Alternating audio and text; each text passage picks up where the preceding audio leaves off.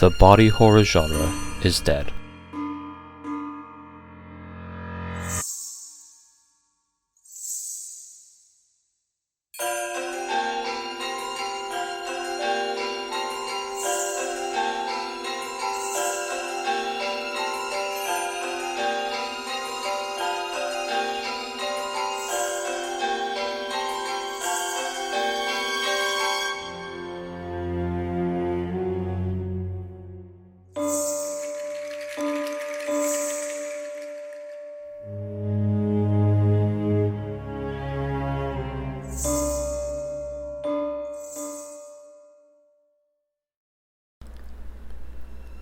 Some of you watching may already be familiar with body horror, a subgenre of horror.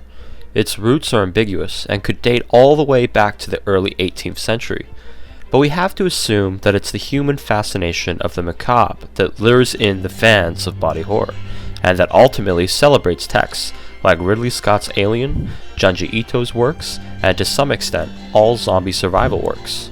A popular definition of body horror is: body horror is a subgenre of horror that intentionally showcases graphic or psychologically disturbing violations of the human body. Although I will assume that you, the viewer, have some passing interest or perhaps deep curiosity of body horror, I will not be showing needlessly explicit imagery in this essay, as I do not believe it to be necessary.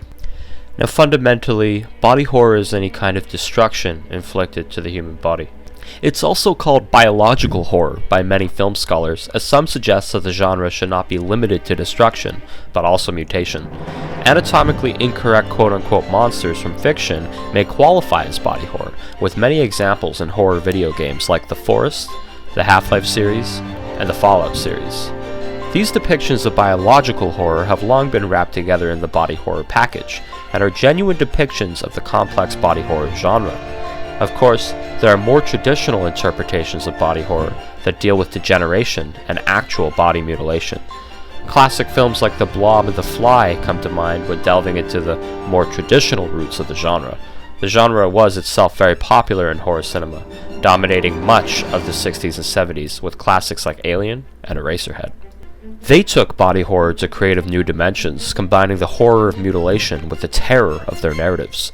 At the turn of the 21st century, body horror became more focused in its depictions. It strayed somewhat away from the mainstream in horror cinema, locking down staples like Saw and The Human Centipede, but slowly developed into abstraction. Films like the new Suspiria and Get Out used biological horror as themes, but drew out the genre even further to extract its essence in a way that is richer from traditional body horror. Even films like Shaun of the Dead and Blair Witch use biological horror to illustrate the monster. Traditional body horror is alive and well too in works like Ari Aster's Hereditary and Midsommar. Indeed, body horror is everywhere in horror cinema and has become an essential element of modern horror itself.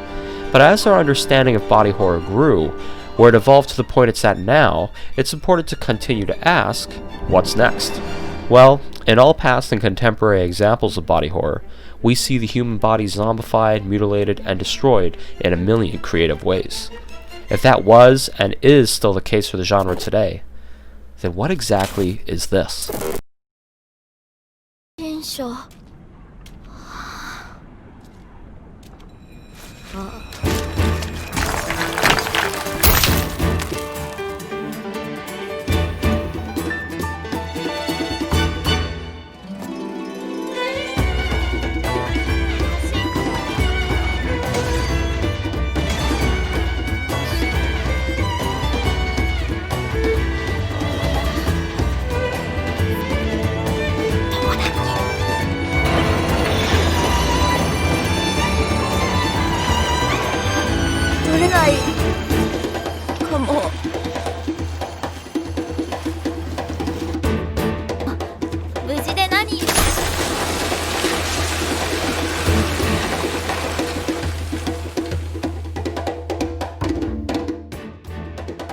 Something weird happened in 2017 when the studio Orange presented the world with Land of the Lustrous, an anime series based on the 2012 manga of the same name.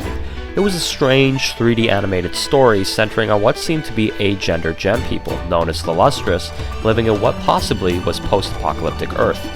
Together with their quote-unquote master, the tall Congo, they lived a fearful life due to them being perpetually hunted by the Lunarians, a strange alien force that wants to abduct the Lustrous to turn them into jewelry. Land of the Lustrous was more a fever dream than an example of cutting-edge genre subversion. Indeed, the series was praised by critics for its incredible action sequences, great animation, and absolutely stunning visuals. Most viewers familiar with the text may only remember it for those reasons too, but its characters and story were always an afterthought for critics and viewers, and who can blame them when they are presented so mysteriously? Very little can be derived from what the story portrays. A complete picture of the setting and nature of the characters is only being touched upon in the anime. But I think there is a secret here, a hint of something more within these characterizations. Land of the Lustrous draws from the tradition of body horror and touches on the essence of its very nature. What would a human look like if they shattered?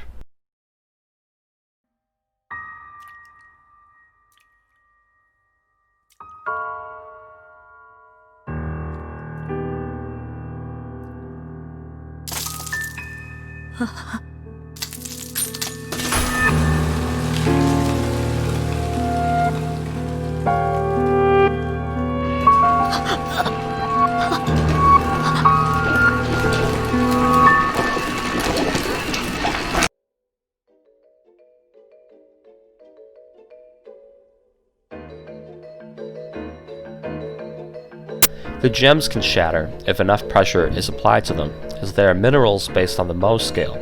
This inevitably leads to our main character, Phosphophilite, shattering constantly due to their brittle nature. The concept of being shattered and having your dismembered body stolen by aliens is probably not a pleasant one, and lends to the idea that Land of the Lustrous is a predominantly horror-based text. The visual of the gem shattering is uncanny at times and hilarious at others. It's a confusing approach to body horror that catches the viewer off guard. By definition, the principle of body horror is here, as we see the graphical destruction of the human body. Except there is a caveat.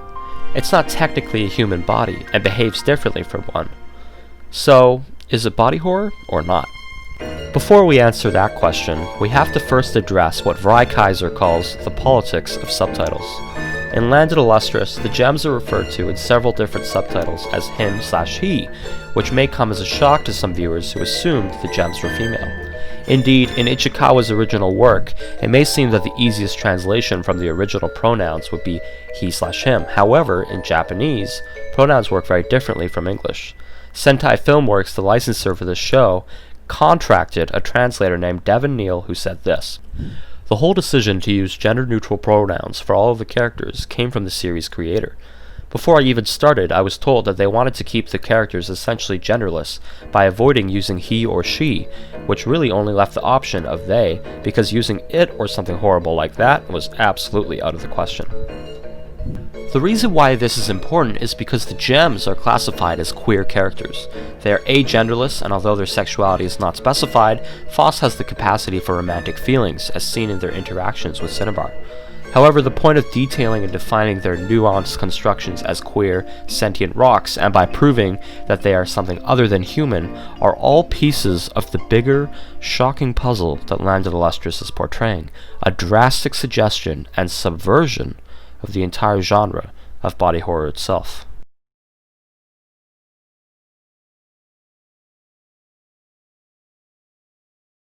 Although gems may be capable of shattering, humans aren't.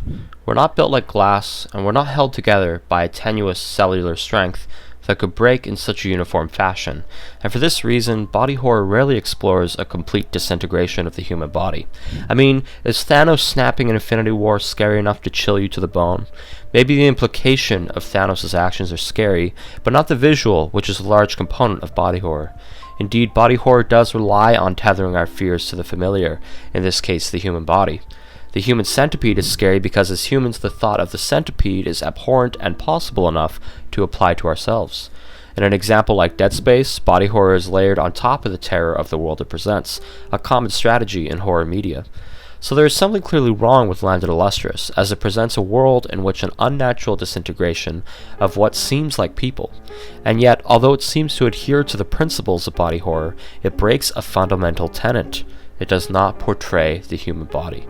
This might be argued as a technicality, as the gems appear human, but once they are shattered, it becomes obvious that they are not. In other words, it seems that Landed Lustrous is able to elicit feelings of body horror without using the human body directly. It's perhaps not surprising to see that Landed Lustrous isn't the first piece of media to depict queer characters in the context of horror. Examples like Buffalo Bill and Silence of the Lambs depict a transgender character, perhaps one of the most famous trans characters in cinema. Buffalo Bill is a serial killer, however. Or how about in Sleepaway Camp, wherein the serial killer is revealed to be Angela, a person who was assigned male at birth and forced to dress like a girl. Jenny Holtz of 14 East magazine argues that this reveal in which Angela has a penis in the climax explains why they're a murderer, leaving viewers with the message that trans people exist only as a result of child abuse. In Psycho, Norman Bates, the killer and main antagonist, dressed as his mother. The list goes on, but why? Trans characters in particular have been vilified in horror for decades in film. However, this explanation, in my opinion, seems to summarize it best. Trans women in horror are presented as abject beings, or anything that is considered gross, because it is outside of the self. Think of all the bodily fluids that suddenly become grotesque when they're no longer part of the body. Blood, vomit, hair, etc. These things cross the boundary of self and not self because they are not human, only pieces of it. Trans bodies, not unlike intersex bodies, black and brown bodies, and disabled bodies, are abject due to their transgression of social boundaries. At their core, they are in opposition to the white, able-bodied, cisgender, heterosexual man, who is the image of the default normative person in Western societies. These examples of horror cinema exemplify two things. The tradition of horror cinema seems to be popularly tied to vilifying trans characters, and that body horror relies on the human body as a vehicle to tie the viewer to reality. It may seem like these two ideas apply to Landed Lustrous, and they do, but maybe not in the way you might think.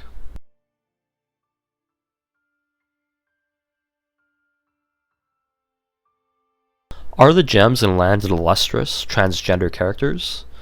No, I don't think so. One defining quality of being trans is of course the transition element from one gender to another. However, it could be suggested that some of the gems portray elements of transness. Foss and Cinnabar are limited and in some ways trapped in their bodies, unable to function like the other gems because of their mineral construction. Foss, as the anime develops, is shown to transition and merge with other minerals, growing their bodily identity further. This, however, is a topic all in of itself, a topic of which I'm confident I am not qualified to speak on. A stronger argument for the gems, however, in my opinion, is that they are queer. They are not heterosexual, instead they are agender, and seemingly asexual, with the attraction between Foss and Cinnabar perhaps being an exception.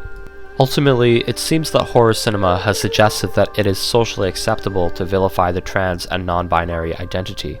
So how does Landed Lustrous reinvent body horror? It subverts the social expectation of queer characters being villains by association, and reinvents the queer character trope in horror itself. The entire cast is agender, which in and of itself is a novel accomplishment, and the dysphoria associated with Foss and Cinnabar's character is portrayed in an engaging, supportive way, but assumes the viewer will understand. Central to the horror genre's identity is the configuration of the monster, which has been redefined with each development in social and cultural history. One of the dominant motifs of the horror text, the doppelganger, is a duality that may also represent a conflict between competing sexualities, gender orientations, repressed desires, and their expression. Indeed, we've already seen how many horror-based antagonists are queer, but in Landed Lustrous, instead of being antagonists, the queer characters are the narrative focus, surviving against the terrifying Lunarians. It could be suggested then that Landed Lustrous has subverted the genre of horror and portrayed a queer protagonist, and furthermore portrayed elements and feelings of transness positively, with understanding and sincerity, unlike its genre predecessors. Many in the queer community, however, agree that this portrayal of queer characters is negative and continues to damage the queer community, as their portrayal as minerals is another example of the genre dehumanizing the queer experience, akin to externalizing the queer experience from the normative, as instead of being a cast of all human queer characters, they are gems. This argument comes from a critical perspective of queer people in media and is very reasonable and up to you to conclude. However, if the gems were real beings, it could be suggested that the validity of their experiences would be considered queer, outside of media analysis. Through this lens, one could suggest that as characters only, the world of the Lustrous portrays them positively, as protagonists, and that in and of itself makes their portrayal outside of the show a complicated discussion.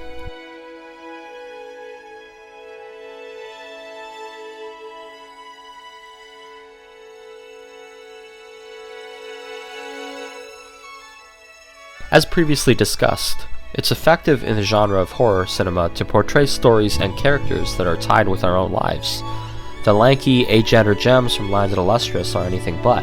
Although they look human, it's obvious to the viewer that when they shatter, they are something else. Indeed, can we feel horror or terror from the experiences of non-human characters? I would suggest we absolutely could.